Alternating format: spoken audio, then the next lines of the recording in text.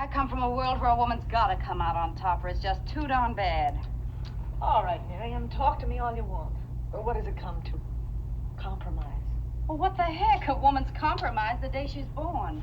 I hope she said no, because you can't trust none of them no further than I can kick this lemon pie. It's all right for you to talk of another generation when women were chattels and did as men told them to. But this is today. Stephen and I are equals. Why, we took each other of our own free will for life. Well, don't you believe in marriage? Sure I do for women, but it's the sons of Adam that they gotta marry. These lines, delivered in 1939, don't sound too dissimilar to conversations between friends today. It is part of the reason the film is still entertaining and relatable to rewatch now. However, on closer inspection, this seemingly female-empowering film is quite the opposite.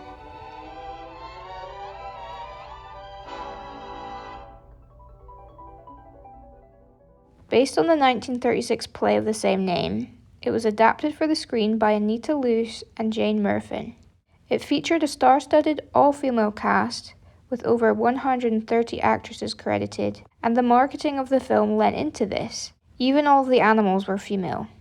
Men were nowhere to be found, except behind the camera in the form of director George Cukor, and rightfully pointed out by the tagline of the film, "It's all about men." The lives of the women in the film revolve around their husbands, who all seem to be having affairs.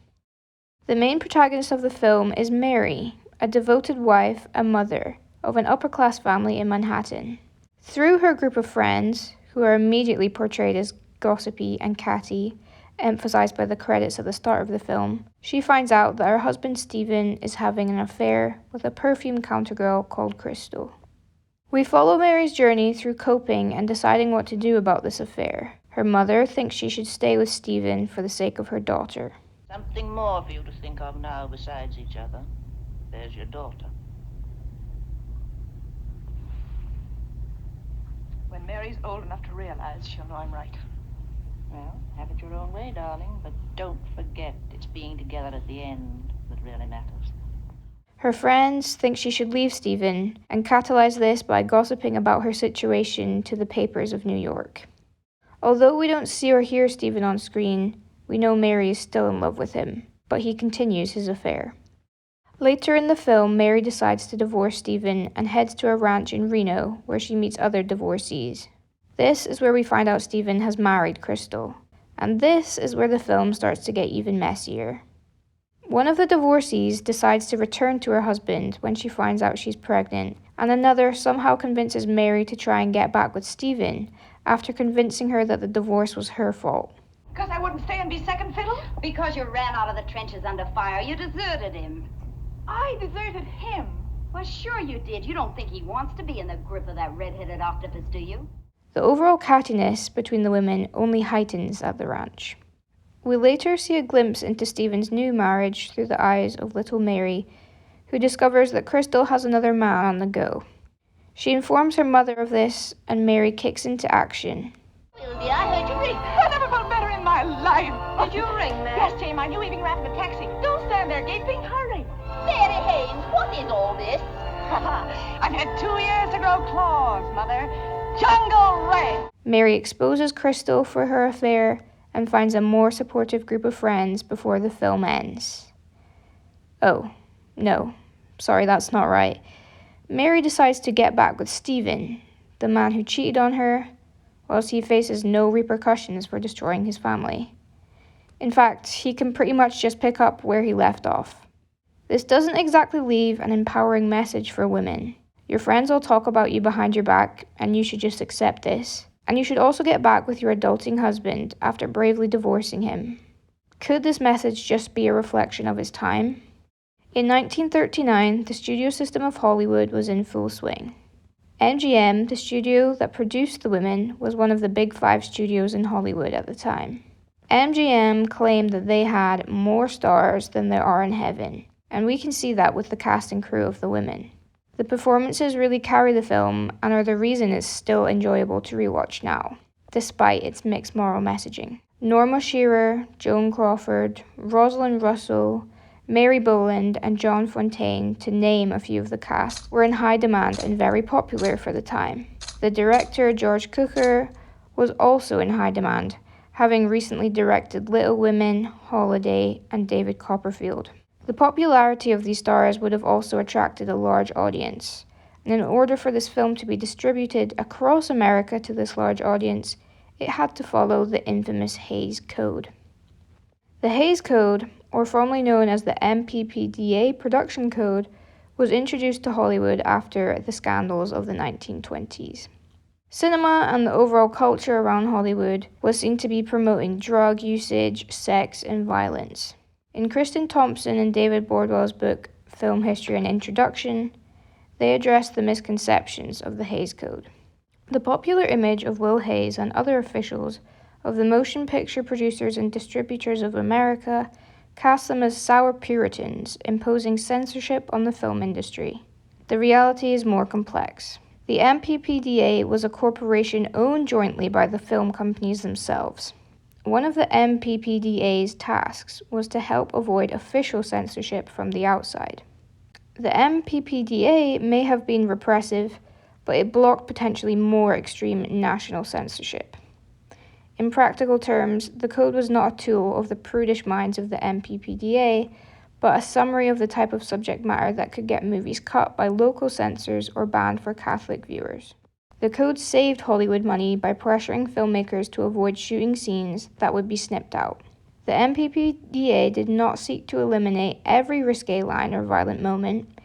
Instead, it allowed the studios to just go far enough to titillate the public, without crossing the lines defined by local censorship authorities. If the film broke this code, there was a $25,000 fine at risk, and also the films could be pulled from the theaters. We see moments of this repression and innuendos in The Women. It is a film about adultery, after all. May I suggest if you're dressing to please Stephen? Not that one. He doesn't like such obvious effects. Thanks for the tip. But when anything I wear doesn't please Stephen, I take it off. Could this code be the reason the film ends the way it does? They didn't want to push the boundaries too far. The period that the film was made is also important. 1939 was during the Depression, but cinema remained very popular. It was an escape from the troubles of real life and was still relatively cheap. An obvious example of this is the fashion sequence in the middle of The Women, which used fancy new Technicolor technology to bring attention to itself and didn't have much of an effect on the plot. This confirms MGM knew this was a film aimed at women. In her book, A Woman's View, How Hollywood Spoke to Women in 1930 to 1960, Janine Basinger talks about using cinema as a way of learning your place in the world, especially as a woman. Cinema could be more unfiltered and less judgmental than parents. During this time, however, a woman's place in the real world was changing. Some women had taken up jobs, but this only seemed to frustrate men who believed a woman's only job was to stay at home as a doting wife and mother. This culture bled into the filmmaking of the time, as there seemed to be a trend with films marketed at women in the 1930s. In her article, A Woman Rebels, Gender Roles in 1930s Motion Pictures, Julie Heumann highlights that the paradox of 1930s cinema is that although women did often dominate, by the end of the films they were caught up in the arms of men, and that actresses carried the pictures, yet their characters were subservient to their leading men before the credits rolled. This is exactly what we see in The Women. They had the strength to influence how their characters emerged on the screen, but there were no films with completely independent female roles. Placing this film in this time in history makes it obvious that they could have never had an ending in which Mary lives as an independent woman. It's also important to note that even at the time, this film would not have been seen as feminist. Patricia Ahrens argues that many socialist theories and critics in the 20s and 30s recognized the political potential of Hollywood movies. Here was a mass medium of the industrial age that could both express social dissatisfaction and entertain notions of a better world. Brecht and Benjamin, among others, insisted that politically effective art should be popular, accessible, and pleasurable. The societal standards at stake were too much, and MGM had to make a mass marketable film that was guaranteed to win back its money. So they had to uphold these standards, which were not all that progressive. So, whilst The Women initially appears to champion female empowerment with its all-female cast and exploration of themes like betrayal and independence, its ending reveals a more traditional message. Women's happiness is tied to their relationships with men, and true empowerment is never achieved. Despite its progressive moments, the film conforms to the cultural and moral codes of the time, influenced by the Hays Code and societal expectations. Mary's decision to return to her unfaithful husband reflects the era's reluctance to portray women as fully independent. And whilst The Women remains an entertaining and insightful film of its time, its ending highlights the limited agency women had in the 1930s, but also offers us a reminder of how far the portrayal of women in cinema has evolved since then.